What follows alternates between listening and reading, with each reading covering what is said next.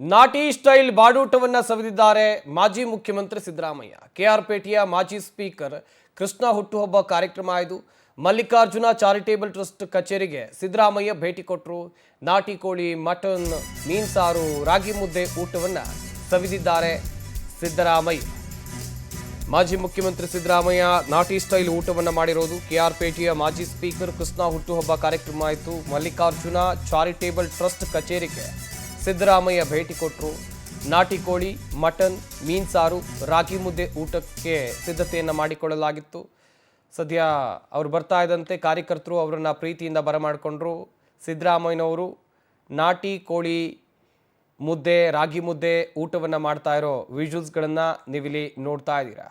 ಕಾರ್ಯಕರ್ತರು ಬಡಿಸಿದ ನಾಟಿ ಊಟವನ್ನು ಮಾಜಿ ಮುಖ್ಯಮಂತ್ರಿಗಳು ಸವಿದಿದ್ದಾರೆ. ಇನ್ನೊಂದು ಕಡೆಯಲ್ಲಿ ಅವರ ಜೊತೆಯಲ್ಲಿ ಕಾಂಗ್ರೆಸ್ನ ಮುಖಂಡರು ಕೂಡ ಇದ್ದರು. ಹಾಗೆಯೇ ಅವರನ್ನು ಬರ್ತಾ ಇದ್ದಂತೆ ಪ್ರೀತಿಯಿಂದ ಬರಮಾಡಿಕೊಳ್ಳಲಾಯಿತು. ಕಾರ್ಯಕರ್ತರು ಬಡಿಸಿದ ಊಟವನ್ನು ಸವಿದಿದ್ದಾರೆ ಮಾಜಿ ಮುಖ್ಯಮಂತ್ರಿಗಳು. ಬಳಿಕ ಸ್ಥಳೀಯ ಮುಖಂಡರು ಮತ್ತು ರೈತರ ಜೊತೆಯಲ್ಲಿ ಕೆಲ ಕಾಲ ಮಾತುಕತೆಯನ್ನು ನಡೆಸಿದರು. ಮಾಜಿ ಸಚಿವ ಚಲುವರಾಯಸ್ವಾಮಿ, ಕೆಆರ್ ನಗರ ಶಾಸಕ ರವಿಶಂಕರ್ ಕೂಡ ಭಾಗಿಯಾದರು.